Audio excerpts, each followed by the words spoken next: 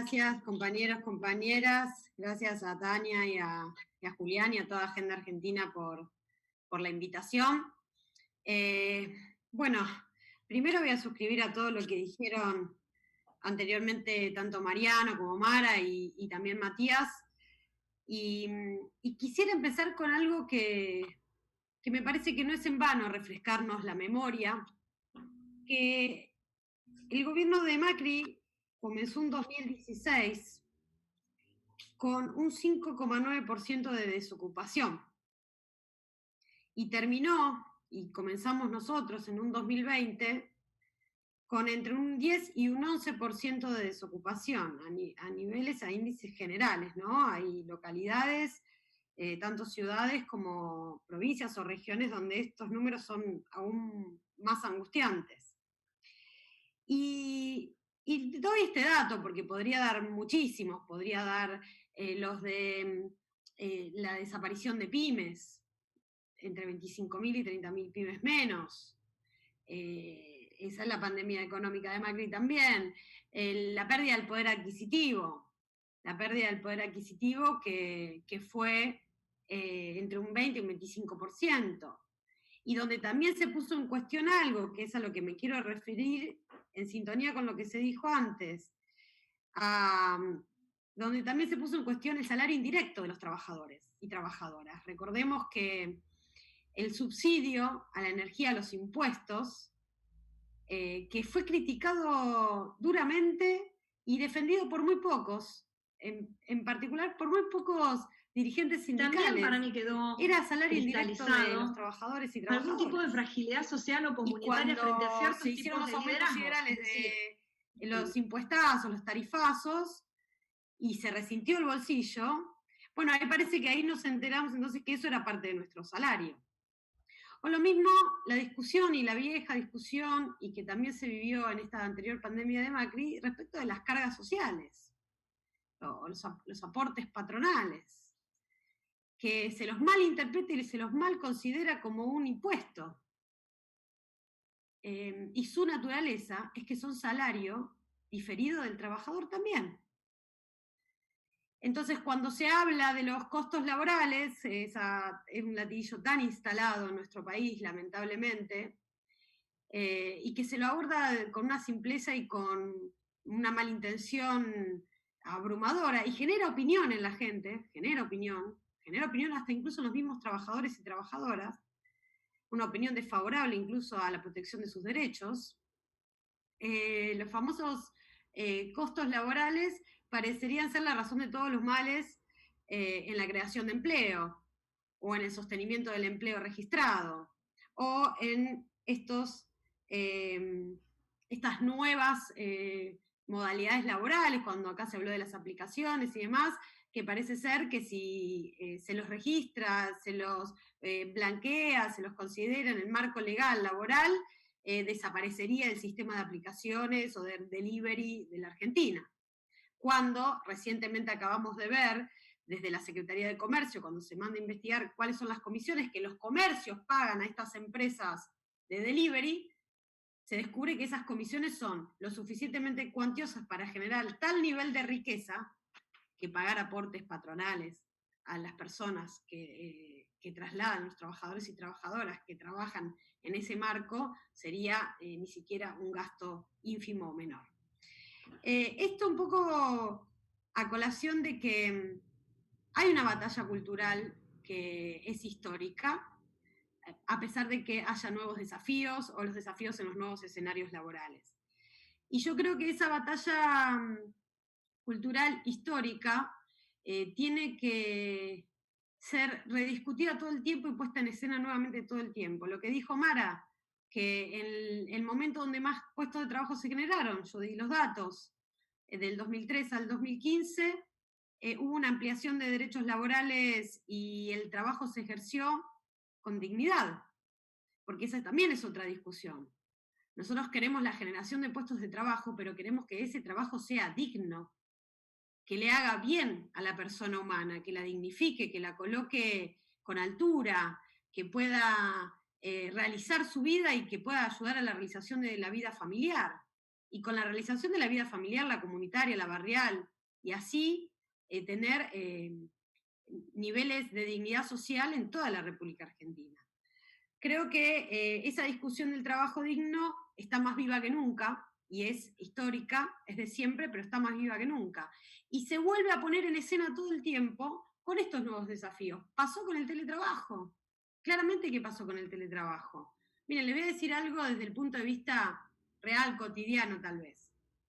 Imaginémonos en el Poder Judicial, que se realiza teletrabajo, que no haya, no se establezca el principio de desconexión digital, que se trabaje a cualquier hora, que no se pueda compatibilizar ese trabajo que se realiza con la vida o las tareas de cuidado, que no se pueda flexibilizar la jornada o interrumpir la jornada.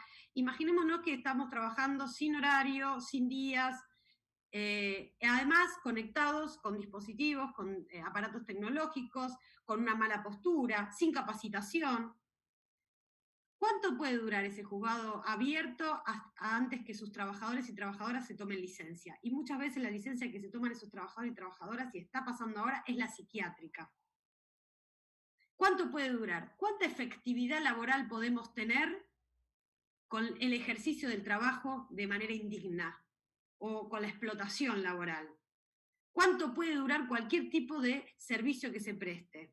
Muy poco tiempo. O sea, resulta tan contraproducente para el propio empleador, al propio empresario, el ejercicio del trabajo indigno o en condiciones de explotación, que no le serviría de nada incluso bajar los costos laborales. Entre comillas, ¿no? Los costos laborales. Entonces creo yo que la discusión por el trabajo digno es central. Y en esa discusión central aparece una alianza estratégica siempre, que es el Estado y las organizaciones sindicales. Acá se mencionaba la importancia de la policía del trabajo. Y ni aunque tengamos un ejército de compañeros y compañeras trabajadores del Estado realizando las inspecciones, de inspectores o inspectoras laborales realizando las inspecciones, sin tener la visión, el aporte y la mirada desde adentro del propio establecimiento laboral, de las organizaciones sindicales, esa tarea o nos va a costar un montón o va a ser infructuosa. Porque después de que se va el inspector, el sindicato se queda, el trabajador se queda. Entonces esa alianza estratégica que posibilita que generar trabajo también. O sea, el diálogo social tripartito es fundamental, pero en la generación de empleo, que ese empleo sea digno, están los sindicatos y el Estado, las organizaciones sindicales y el Estado. Y en ese sentido también, me gustaría referirme porque también en estos días donde hay una especie de recrudecer de posturas, que lo voy a decir en francés, bien gorilas, en donde parece ser que tenemos que volver ya al siglo pasado directamente en la forma en que realizamos los trabajos. Ya tenemos que volver, no les diría a la discusión del 2010, que muchos, gracias a un proyecto que enviara Cristina Fernández de Kirchner, se sancionara luego la ley de trabajadores y trabajadoras de casas particulares. Y recordemos algo también histórico.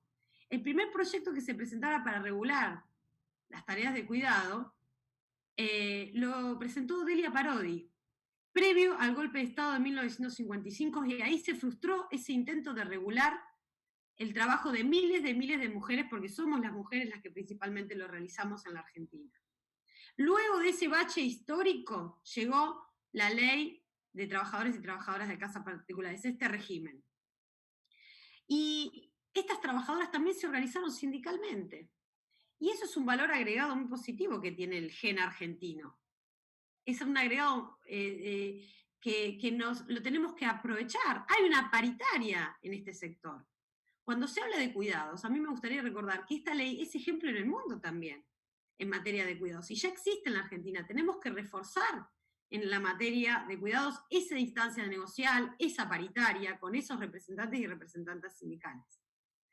Y también en la materia de cuidados a mí me parece que hay que hacer una división por los universos que realizan estas tareas de cuidados. Fíjense que la ley de teletrabajo incluye un artículo que refiere a las tareas de cuidado que realizan las trabajadoras registradas o en relación de dependencia. Pero también hay un universo de trabajadoras que se dedican, que son las trabajadoras de casas particulares, que ya lo acabo de mencionar, se dedican exclusivamente a estas tareas. Después está el famoso universo llamado las amas de casa, entre miles de comillas, que fueron reconocidas también por el Estado argentino cuando se realizó la famosa moratoria, recordemos. Esto podría ser un reconocimiento ex post, o sea, en edad jubilatoria de todo ese trabajo realizado, pero en definitiva fue el reconocimiento a la existencia de trabajo. Y también tenemos las redes de organizaciones comunitarias que están perfectamente organizadas con esa sabiduría popular para cómo llevar adelante estas tareas. Estos distintos universos van a requerir políticas públicas diferentes pero coordinadas. Me parece que en ese sentido nuestro gobierno ha instalado esa mesa interministerial para abordar esta materia y que esa mesa interministerial tiene que trabajar en coordinación para que el trabajo sea para mí mucho más efectivo en la política pública con las organizaciones sindicales y con las organizaciones sociales. Finalmente, a mí me parece que en el ejercicio de esto de recordar que las discusiones son por viejos valores, viene a colación una frase muy interesante que dijera el general Perón en un discurso del 1 de mayo, cuando se hablaba de las libertades.